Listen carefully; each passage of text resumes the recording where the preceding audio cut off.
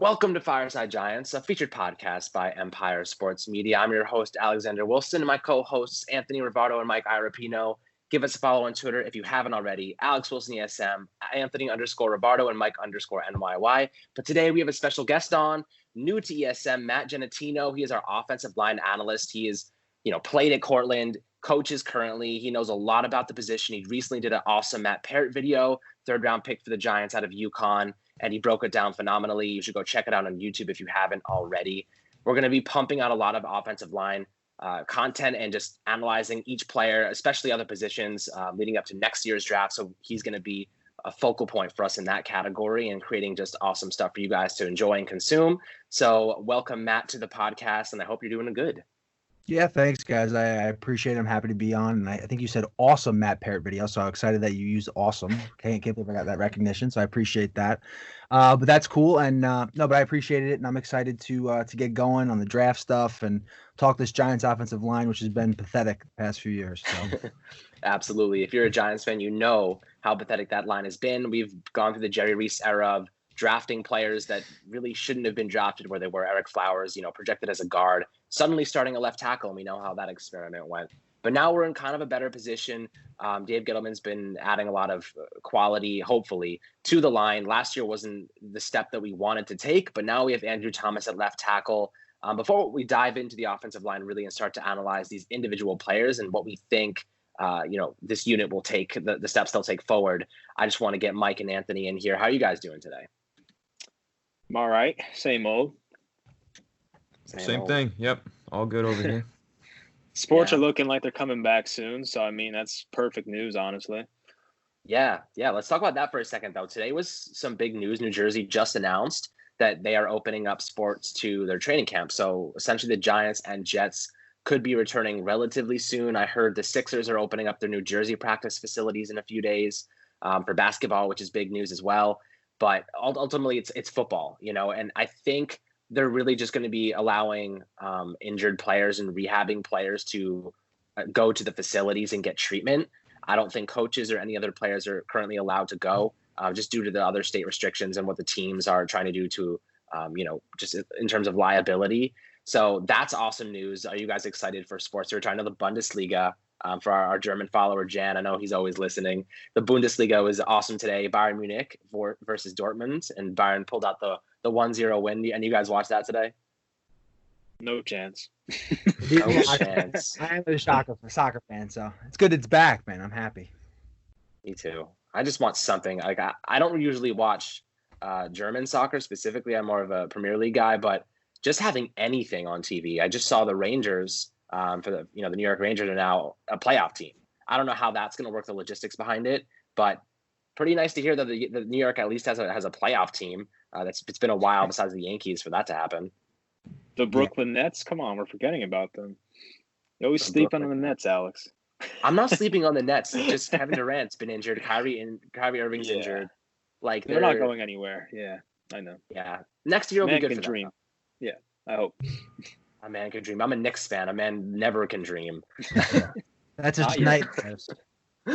That's a nightmare. Yeah. Mm-hmm. But no, I really want to get into the offensive line and specifically to start with Andrew Thomas because he's really the focal point moving forward at left tackle. We know what's going on with Nate Solder. They're probably going to cut him next year just because of how high his cap hit is. And I would be very surprised if Andrew Thomas was not starting week 1 for the Giants at left tackle. Gaining that chemistry with Daniel Jones is essential, in my opinion. Do you guys also feel like it would be malpractice to start Solder over Thomas right off the bat in 2020? I do. I think that if someone should make the move over to right tackle, it's Nate Solder. I think obviously he's got more experience in the NFL, and he said that he's open to doing it, so I think he can handle it. I don't really think it's a good idea to have Andrew Thomas play one position in his rookie year and then another position every year after that. Just have him start out at left tackle and let him play there for his whole career. I think that's a better path to go. Yes, I mean, I do think at first I kind of thought Solder was going to get that job, but like the more I think about it, I just think Thomas makes the most sense because this is a long-term move. And the Giants have so many guys they could put at right tackle between Solder if he moves there, Cameron Fleming, and like this coaching staff knows Fleming as well as anybody because he came from the Cowboys and the Patriots, and we have coaches, from both of those staffs. And of course, they have Peart and even Gates, if he goes to right tackle as well. So there's so many options they could put at right tackle.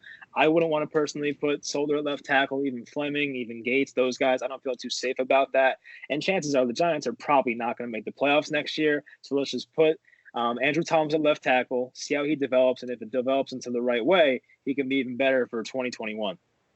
Mike, you brought up a really good point, and you talked about a lot of good things there. To me, what this Giants offensive line has, which a lot of the past Giants offensive lines have not had, is depth and quality depth. Right? You have a lot of good options here when you talk about a Cam Fleming or a Nick Gates, Matt Peart, Shane Lemieux. There's a lot of great options. Don't forget about Spencer Pulley, who could be a center option. This is something that the Giants, when they were winning Super Bowls, guys, they had quality depth. Kevin Booth, couple swing tackles. Listen, he got the job done. He was able to come in. Jim Cordell's another guy I could think of. They weren't household names, right? But they could come in for a game or two and they'll get the job done. So I think you look at that with this Giants offensive line, that's a huge positive and a step in the right direction. Absolutely. And do you think, Matt, that Cam Fleming is going to compete for starting right tackle, or do you think that's more Solder's place to win? Because he did play right tackle as a rookie, Solder.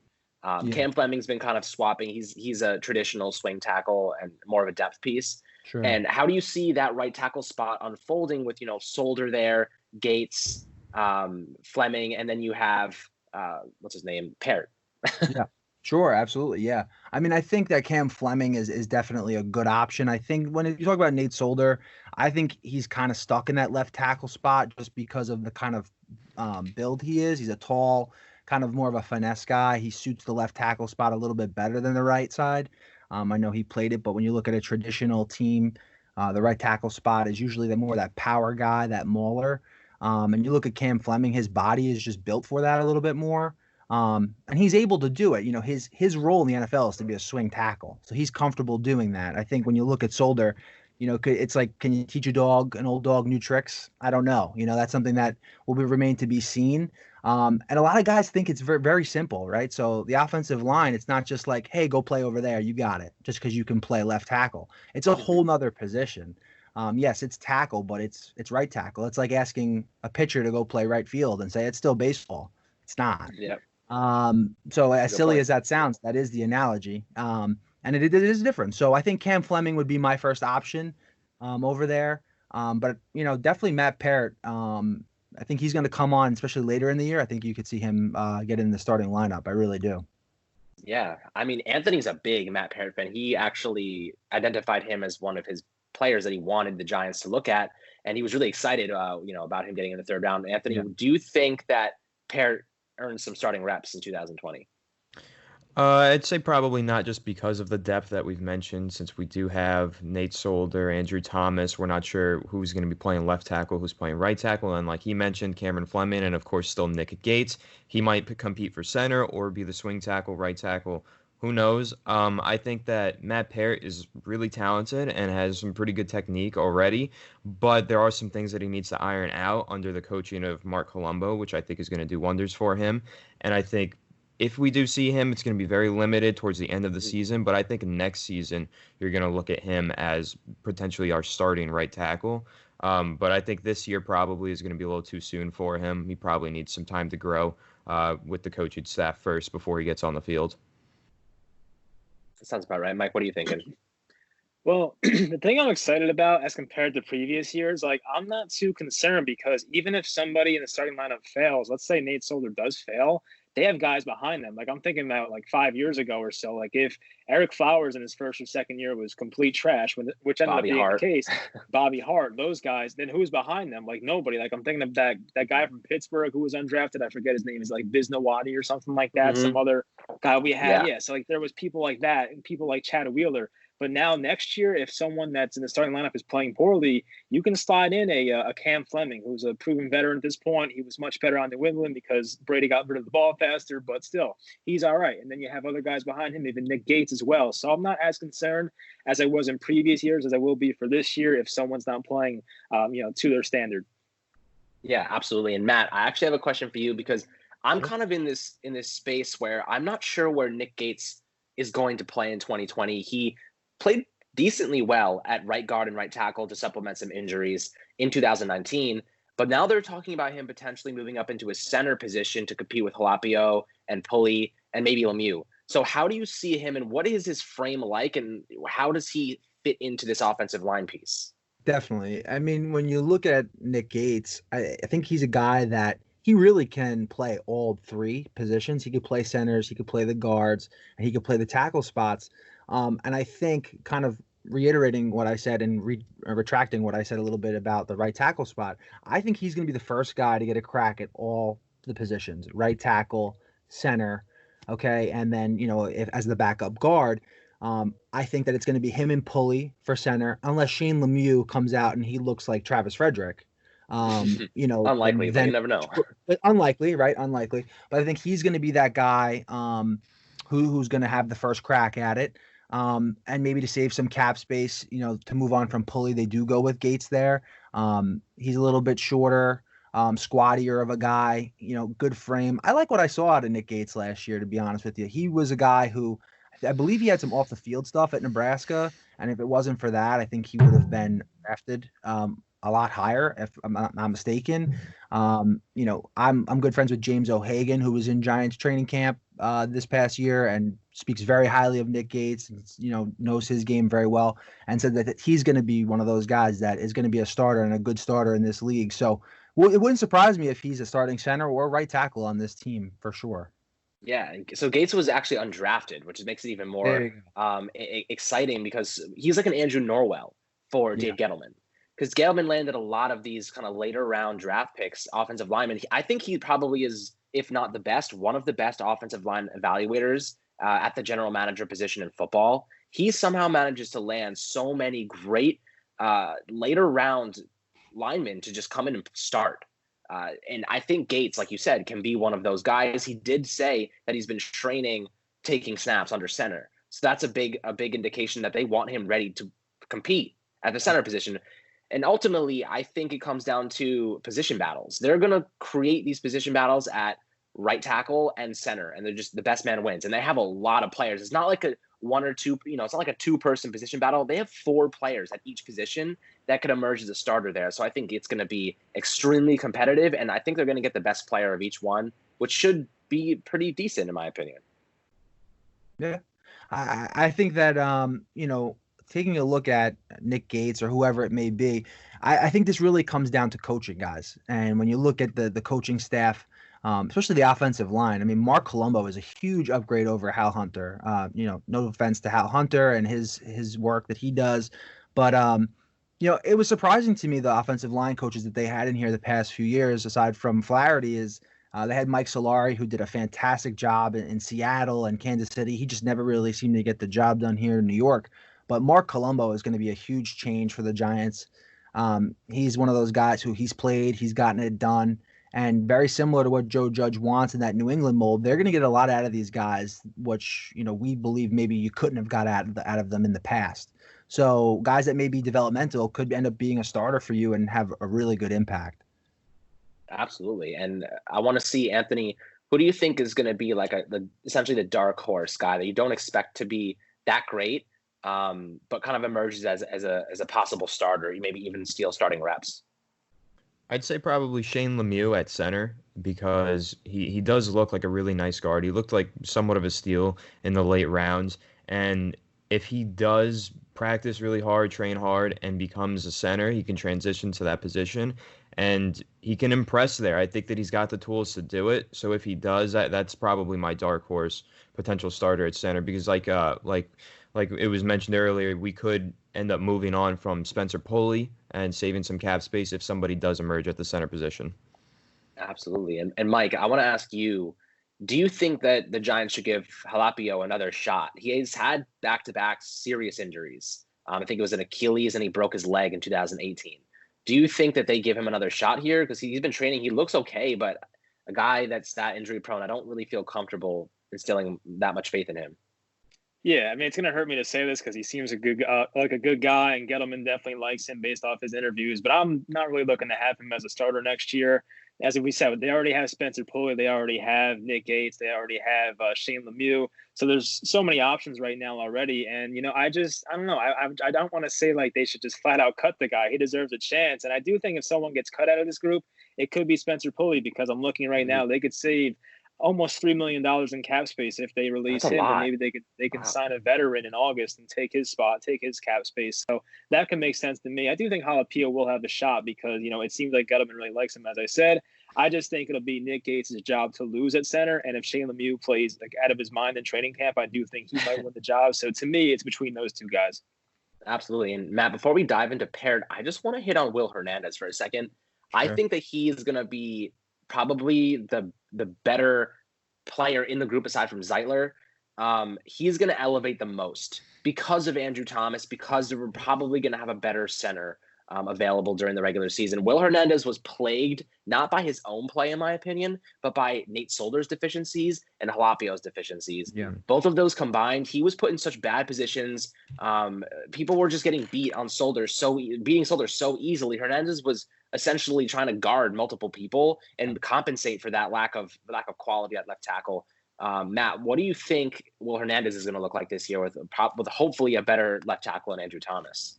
Yeah, I think you hit the nail on the head. I mean, Mike, to your point, Jalapio seems like a good guy, and I hope he's not listening, but he is not good. I mean, he's not very good. I'm just going to call it how it is. I mean, he looked really bad at sometimes last year, and I know he had a nice underdog story and stuff like that, but it hurt Will Hernandez. And, he was put between two guys that were arguably like one of the worst position at their players at their position. 11 sacks. So, 11 sacks. And the Giants averaged about 7.1% sacks, which was 0.1% over the league average.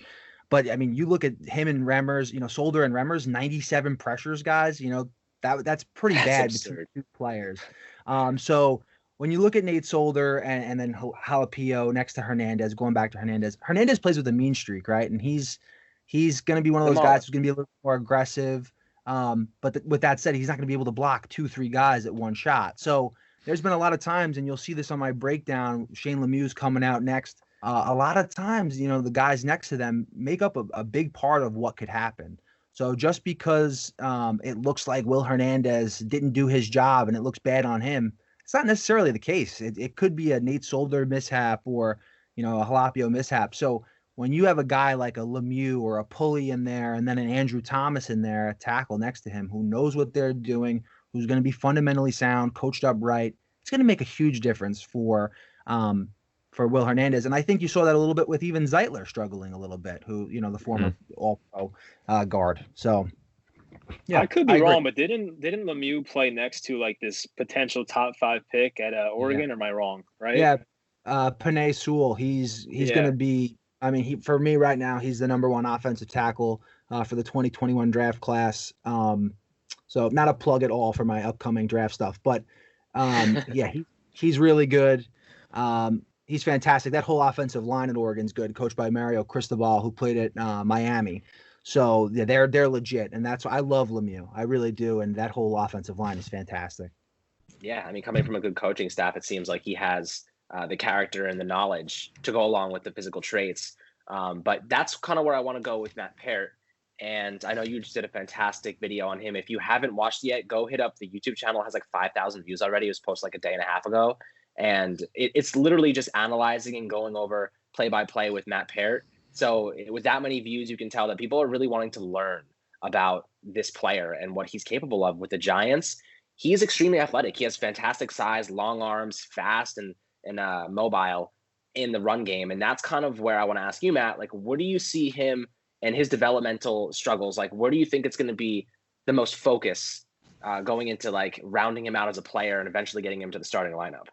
Sure. I mean, like you said, for my video, one of the things I touch on is kind of the four key things of offensive line play. It's mind, feet, hands, hips. And you look at that in that order. And for Matt Peart, a lot of his problems are really his hips and his pad level.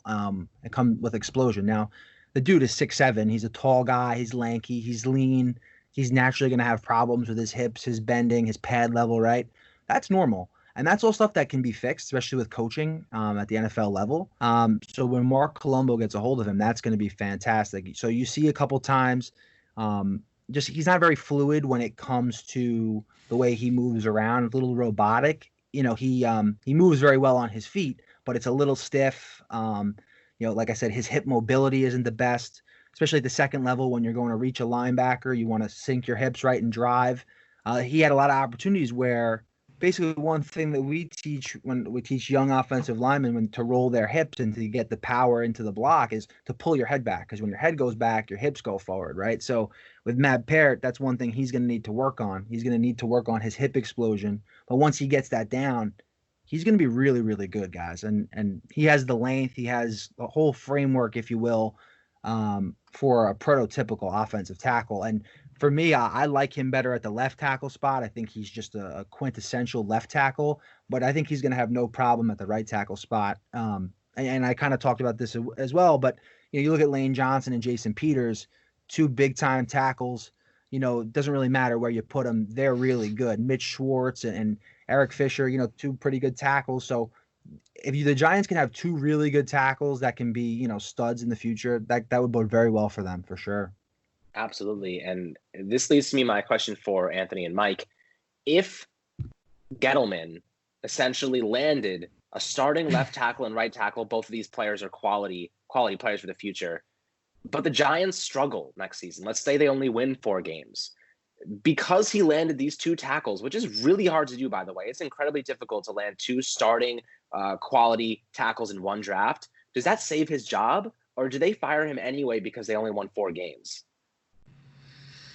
I don't know. That's a good question. I guess it would have to be, how did the team play in those 4 games? Like, if they are in those 16 games, if they only won 4, were they getting blown out consistently, or were a lot of them close games? Because I just want to see the overall team improve. Obviously, I think that he crushed this draft. I think the first 4 picks, honestly, the first 5 picks were all really, really good. But there's been some mistakes in the past, and the team just is not winning. And at the end of the day, the team has to win in order for everybody to keep their job. So if we're just going to continue losing, then yeah, we do need to find someone else. So I think if it's a 4-12 team, I only think they're going to go 6-10, but I don't know what that means for Gettleman. But 4-12 is probably a little low. I don't think that ownership would be very happy with that. And since he was already on the hot seat this past offseason, I would have to assume that it would lead to his firing. Okay. Then. Yeah, I agree with Mike, what do you think? Yeah. I mean, for Matt Peart, I basically the answer to that question is I don't know if we're going to have an answer, until like 2 years from now, because I really don't know what Matt Peart's going to play next year. I think he's more of a 2021 guy. I did say in a previous podcast, I think if the Giants do end up going like 4-12 next year, he might get a few starts like the very, week 15, 16, 17 of the year. You know what I mean? So we're not going to get like a full look at him. I'd be very surprised if he played like more than 10 games next year. So that's kind of out the window. But for Andrew Thomas, I think he's a guy. Go ahead, Matt. You want to add something real quick? Go ahead.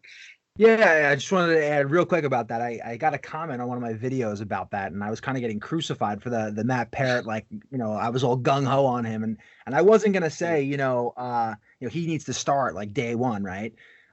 He's definitely a guy, I agree. He's going to be a developmental guy, and honestly, guys, don't forget about Andrew Thomas. He's probably going to struggle too. It's not an easy thing to go in there and start in the offensive line in the NFL, so absolutely. If any of these guys struggle, let's not just say, forget it, or Dave Gettleman doesn't know how to draft. You guys are absolutely right. These guys are going to need some time regardless, and Peart just a little bit more. So yeah. Speaking of Thomas, I want to ask you, since you know more about this than us, obviously, what was wrong with Andrew Thomas's hand placement at Georgia? It seemed like it was too wide to me. I could be wrong, but is that the way they're coached or something like that? Yeah, sorry. I mean, Andrew Thomas's hand placement is really it depends on the coaching. I'm a big believer in a lot of guys like the two hand punch, which is like the traditional way of teaching it.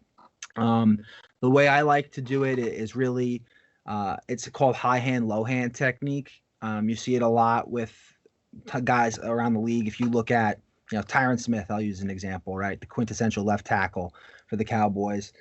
He does a really good job of kind of single hand punching, and what that means is, you basically read the defensive end or the whatever the rusher's doing, and you're gonna basically your hand should be a little lower, and then you punch one hand in basically the chest plate, and then the other hand kind of goes underneath, and you're basically reading what the defensive guy is doing. A lot of times when guys two hand punch, that's when you get the push pull. You may not be able to. You get your hands a little wider, which Andrew Thomas had problems with at Georgia, exactly to your point. And guys, in the NFL, J.J. Watt's really good at this. When the offensive lineman goes to punch, sometimes they'll flash their hands themselves, which forces the punch. They bring it right back, and now they're past them because the offensive tackle is now leaning forward, right? So it's pretty interesting. But when Andrew Thomas gets on you, and his punch is on you, good luck getting out of it because he's really, really strong. He does have good hands, but you're right. It does need to be a little bit tighter. And again, that's something that's I think is his biggest weakness, but it's not a big weakness, if that makes sense. So yes, that's a really good point, and that's something that he struggled with, but I know he's been working on in the offseason. I also saw that with Matt Peart as well. I thought that his hands got too wide a lot of the times too. Did you see the same thing? Yeah, I did. With Matt Peart, I really didn't like his sets in pass pro. When he took his sets, I prefer a guy who's going to take a vertical set, who basically stays square to the line of scrimmage. So in my Shane Lemieux video, again, which will come out in a few days, you'll see this. Shane Lemieux does a really good job in that whole Oregon line, staying square to the line. So again, just a little technique for all the listeners and everything like that. Basically, we call on the offensive line the post step. Okay, that's your inside step, and that's going to have to stay square to the line of scrimmage in order to keep your body and your shoulders square. So that's something that Matt Peart actually, his biggest problem was that he would turn and then it would make his punch be a little too wide. So there's definitely people who believe in a tight punch or a wider punch, but I'm a big believer in it's actually how you punch in terms of where's your hand placement. Like you could two hand punch, you could one hand punch, but where's your hand placement going to be? And that's something that Matt Peart tend to struggle with because he would get too high and then he'd have to reset his hands and reset his hips. So there's a lot there, more so with Peart than there is with Thomas. But yeah, absolutely. Gotcha. Well, honestly, that's great analysis because you did play offensive lineman and you are coaching currently, and for everyone listening, that's a free lesson for you. We're not going to charge you for that one. But Matt knows a lot about this, so we can take this and it's credible.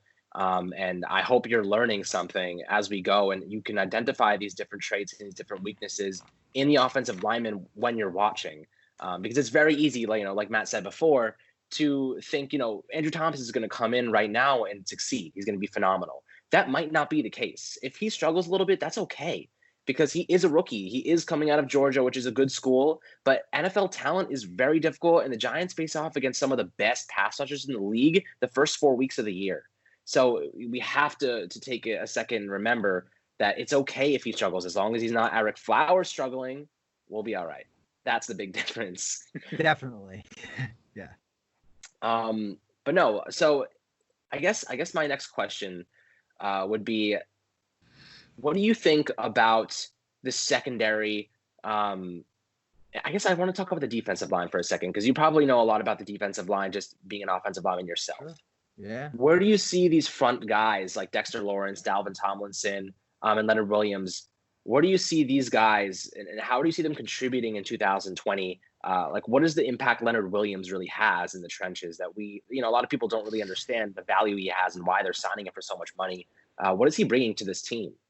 I mean, Leonard Williams brings a ton of hidden production. No, I'm just kidding. I bring that up for a lot of people who hate Leonard Williams. They just love to bring up his hidden production stats. I get that, whatever. Listen, at the end of the day, Leonard Williams, is it that big of a deal that like he didn't pan out to be like a top, like a stud pick? Like he's still a very good player. I think people forget that. Like, yes, he's not a top 5 like illustrious player, but like neither is Jadeveon Clowney, and people don't talk that negatively about Jadeveon Clowney, who was a number 1 overall pick.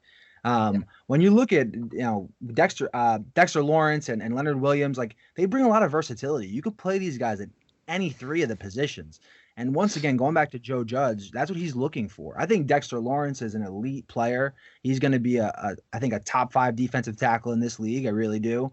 Leonard Williams is going to, I think they're going to scheme a lot around him in terms of the defensive mindset that Patrick Graham's going to bring.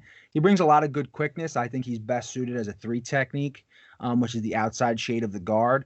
I think he brings a lot of good movement skills inside. He has a good lateral movement.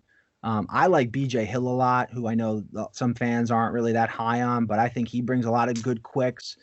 He played on a fantastic D-line at NC State with Bradley Chubb, and he brings a lot of good versatility as well. Can play some end in the 3-4, play some tackle in the 4-3.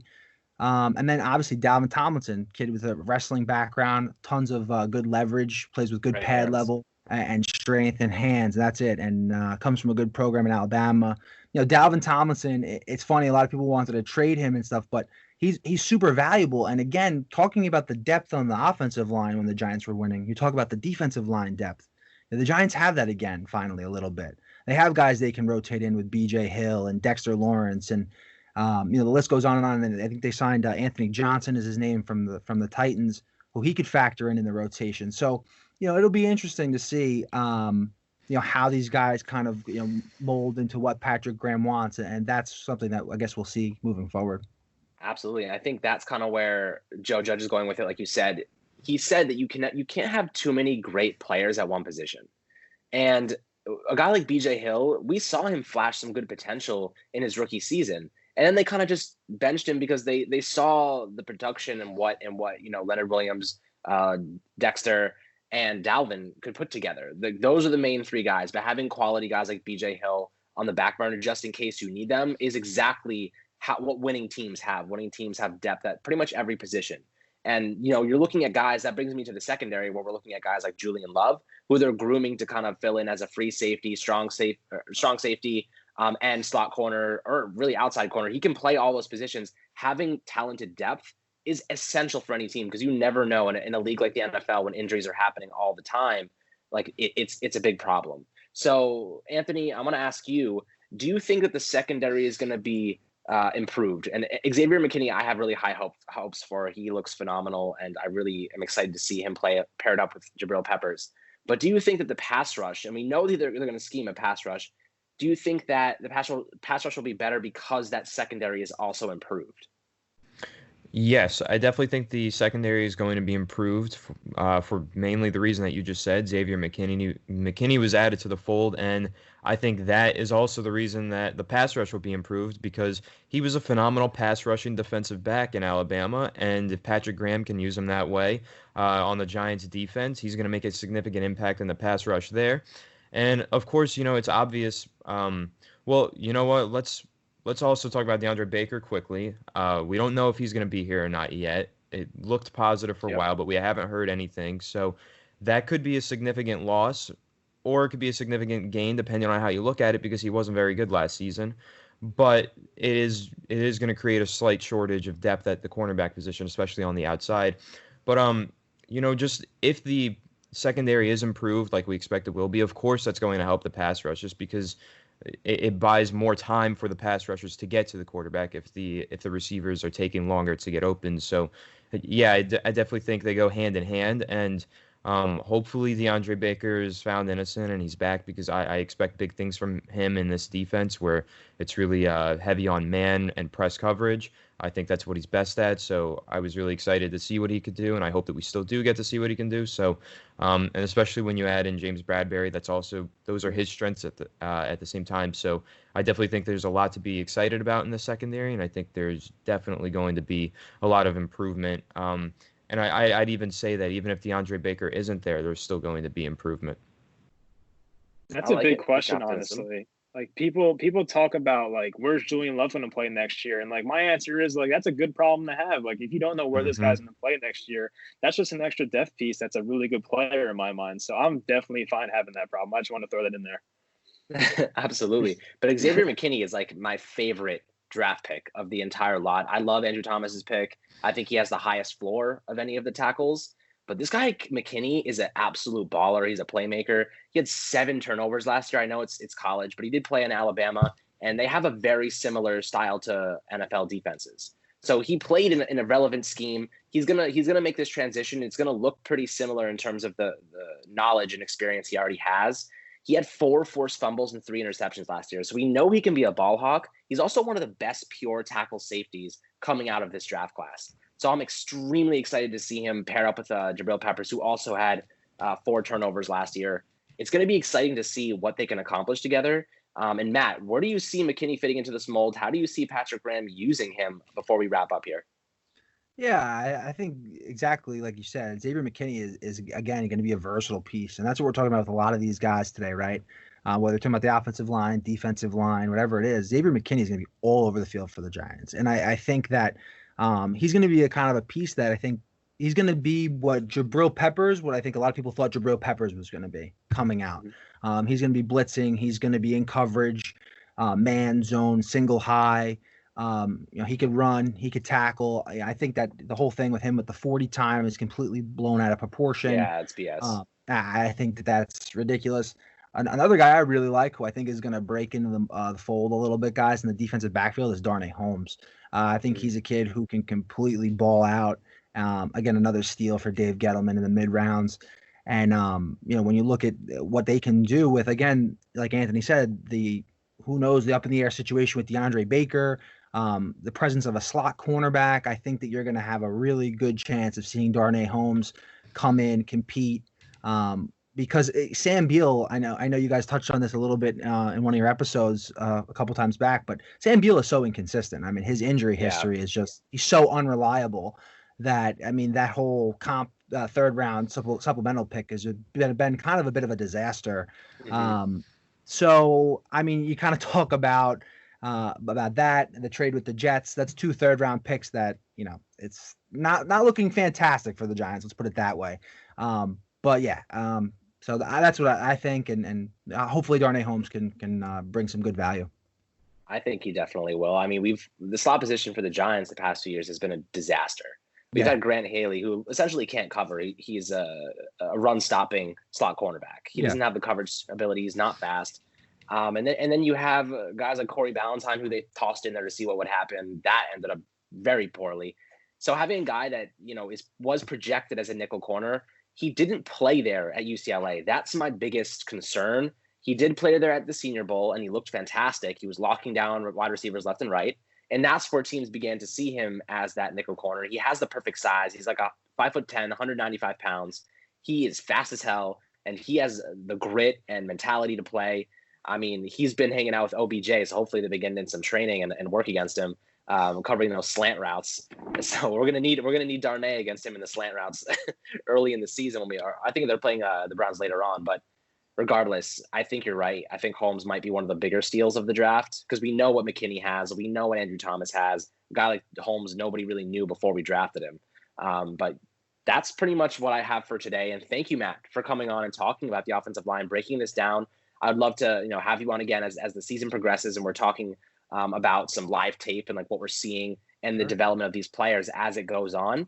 But Anthony and Mike, I just want to give you guys the last hurrah. Okay, I'm actually going to ask Matt one more quick question about the offensive line. For it. Yeah, sure. So I feel like I noticed a lot of missed stunts on the offensive line last year. I don't know if you saw the same, but what do you attribute that to? Is it maybe John Halapio not recognizing it pre-snap? Is it Hal Hunter not coaching the team right? Or is it like a culmination of that? Or maybe even Daniel Jones not recognizing it? So, can you just touch on that? Yeah, I think there's this may be a little bit of a longer answer, but I don't really think it's on Daniel Jones first and foremost. I don't think his job really can. It's hard to tell a stunt, from a quarterback perspective. His job is really, let's see the blitz from the second level, and let's see the coverage, and then we'll go from there. That is usually the center's job. They do really will have the center kind of call that out. They're in charge of the front 7 or whatever it may be, front 8. He has to make the call of the protection. So sometimes it could be coaching. That could be on Pat Shurmur in terms of maybe he called a play where the scheme really didn't work out well against that blitz. Right. So maybe they were just outmanned and they didn't really know how to block it. Another factor is, like you said, John Jalapeno, maybe not recognizing it. I think a lot of times based off of film breakdown, you can tell when defensive linemen are going to stunt. And then the next level of that is really communication after that. So let's just say everything is even. They're in the perfect protection, perfect play. They're coached up fine. Now it's just, even if they called it, now it's just protection. So and communication. So basically they have the penetrator and then the guy who loops around. So the penetrator's job is to basically knife in, occupy 2 guys. And when 4 eyes go to the 1 guy, that's a problem. 4 eyes should be on 2. So 2 for 2, right?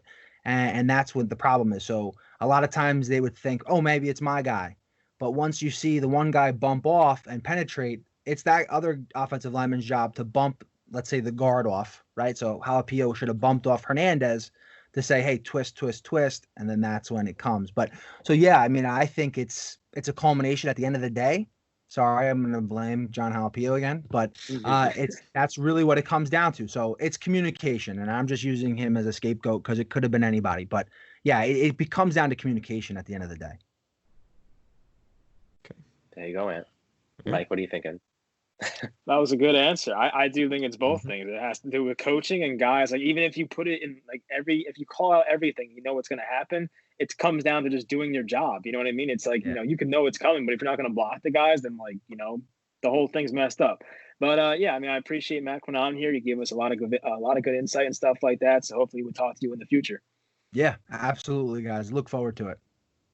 Absolutely. And just before we go, I want to mention, hopefully we'll be doing a charity game with Xavier McKinney. He responded on Twitter. Hopefully he is down to do that. And we're going to play some Warzone or whatever game. So that'll be really cool. And, represent ESM here. I appreciate everyone that's, tuning in and supporting us during these times, but it looks like sports are coming back. We made it. I honestly didn't think we were going to make it. I thought I'd die before this day occurred. Or coronavirus would get me. I'm just happy everyone's healthy, safe, and everyone listening, I hope your families are doing well and you're ready for some sports.